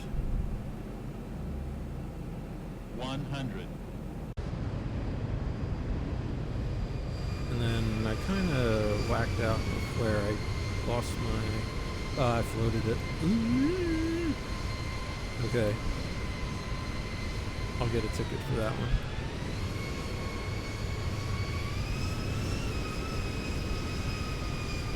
I should have just kept flaring. Ugh. Part of me thought I was down is the problem there. That's the one thing about the sim. It's hard to actually tell when you touch down. But that nose gear got lots of action, which is no good. But it would have been an okay flare if I would have just kept going. I kind of panicked, and like I said, I thought I was kind of down, but I couldn't tell. And then I didn't get any brakes because that's that other, with my controller, not a controller, but with my throttles, they just don't, if they're not in that right slot when I'm totally landed, it's the whole thing.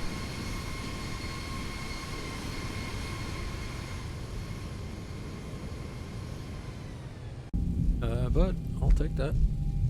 Not bad. I think it redeems us enough from last time. Yeah, no ground power. Ground services, GPU. Quick. Alright, nice. So, better on that flight. It was kind of funny. Some lessons I remember from last time, or from usual flights, I wasn't thinking about. So that updraft I wasn't thinking about. And I overcorrected a little bit at the wind, and I should have probably just gone into, just sort of went visual right at the end there anyway. Because kind of getting too sucked into the instrumentation, and when I'm that close, you know, I had 2 red, 2 white. I should have just gone with the PAPI lights. But I'm happy with that flight, and I look forward to doing it again. I actually think the next flight, so I want to mess around in the 757, and do some cold weather stuff. Because what I should actually do is start preparing for the airports that I'm going to be VATSimming, which is not this. This is just a holiday flight to go to Cuba and Tampa. But what I will be doing is doing some more stuff over the Midwest, some cargo stuff, because that's pretty much what I'm planning on doing on VATSIM. So I did figure out the Sun Country Amazon. That'll probably be what I fly, but I want to mess around in the 757 and get controls all set up. So what I might do is kind of a fun 757 UPS stream cargo, but then I'll see, I'm pretty sure I have the Amazon liveries all loaded up, and do some more flying around the Midwest, and do, because I just noticed, actually, it was like, actually just yesterday or a couple days ago, Sun Country announced that they are buying even more, or at least converting more of their 737 fleet into Amazon stuff, and they're setting up a permanent base in Cincinnati. They're actually hiring pilots. So anyone who's not old, and here's your chance to become a cargo pilot. So I'm gonna start doing some stuff flights. I think Cincinnati, Minneapolis is what I'm thinking about doing. Because let me check on. Let's check VATSIM. So I didn't talk about that because there's no one watching, so it doesn't matter. But let me unload this. Let's see. So VATSIM is the whole point of this. Let's see what is going on VATSIM. Let's see live traffic and active ATC. Oh, so cool. Look, if we were doing this flight IRL, we would have had not IRL. IRL VATSIM. We do have we would have had approach at in Cuba. Just seeing kind of what the ATIS information is there. So someone's going probably to Cuba. Yeah, cool. Someone from Mexico City. Holy crap. What is this? ADV3. Oh, call sign. I was about to say that's someone's name in the Discord that I like. That would be funny. But yeah, I would have had Tampa approach and Tampa yeah, I guess approach ATIS. Cool. So yeah, I mean, so that's actually a live flight that I could do, but it seems like better coverage here. So what I was thinking is and Indianapolis is always open too, but if I did Cincinnati to maybe Milwaukee or well, here we go. Yeah, I mean, stuff gets stationed. What is it, Friday night right now? Is the West Coast not quite up yet? Canada. But, oh, the whole East Coast on Friday is up too. But, you know, the whole key here is, guys, I'm not trying to go in on the busiest days. Like, I'm not flying into It must be Boston Friday. Look at this. How cool. God, Boston is packed.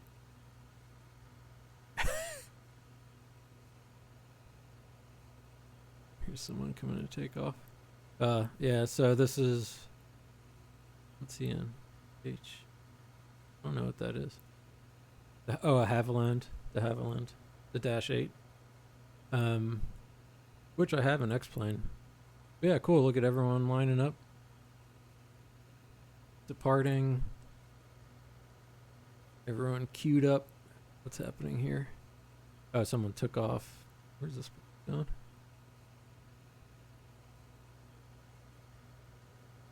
I wonder if he's doing a practice flight because I'm almost positive. He's in just a little. He's doing probably VFR flying around. Or no, that's a bigger one. PA-28. I don't know. I'm not a plane guy like that. But I know they do training in this Boston area, I think. So I should contact the Boston guys and see what their deal is, because that could be a cool flight too. Doing like Boston to Indianapolis. It'll give me time to get my head together for stuff, because I don't want to do too short a flight. But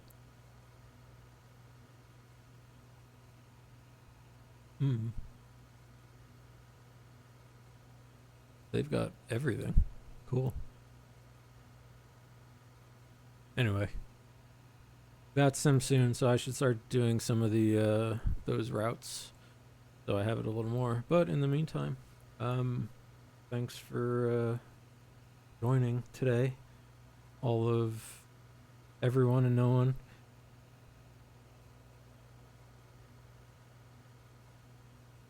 And when am I going to try and fly again? I don't know. Like I said, next one might be kind of a fun 757. Just take a look at it, see how it behaves, and maybe, like I said, just kind of for fun. Because I don't think I want to. I haven't flown that enough to jump on VATSIM with it. But the 737 I have, so probably practice some of the Sun Country Amazon cargo routes a few times, and then I don't know, a couple, maybe a week or so, jump on VATSIM. I think I've been practicing all my communications. I feel good on that front, and I think I'm now landing good enough that if I land like shit, it's not gonna like ruin everyone's day. So I'll just practice getting in position for stuff a little better. And I might just do some, maybe I could do a couple beyond ATC flights, but, you know, why at this point? So, because although I should check beyond ATC to see if it works again. But that will be it for me. So I will be around sometime soon. Looking forward to the next flight.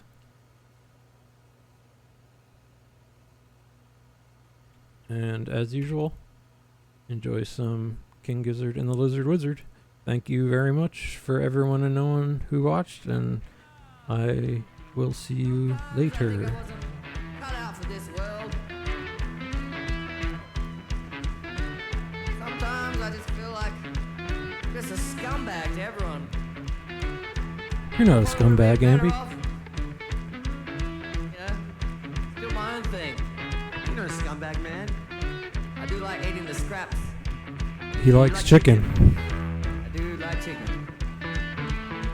This one's about them chickens in the sky.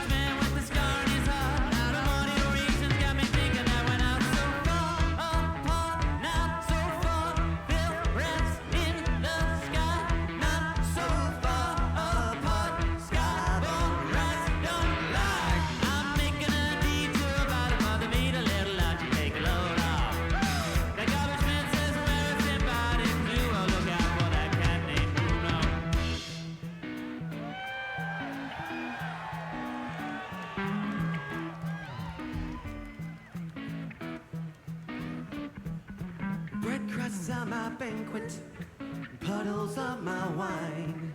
A revel in the present, each moment a lifetime.